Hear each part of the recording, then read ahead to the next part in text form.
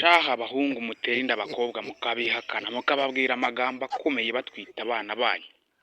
Dore nguyu umujinya w'umurandura nzuza ariko si abana bavuka umwana abyutse yakare n'ibyambiye yari kwityaza arimo aratyaza. Mfitiye umujinya se n'inkuba yambogo yishe ryangombe rya Musinga. Uyu rero umwe mu bana umusore yateye inda umukobwa yamuhamagara ati nyamara ndagutwitiye waneye inda umusore akihakana.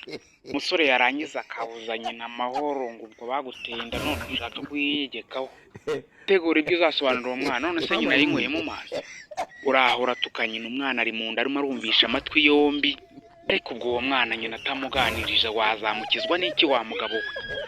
Ariko si urwanga afitiye se n'urw'imfizi z'ubukombe zarwanye bakazikiza.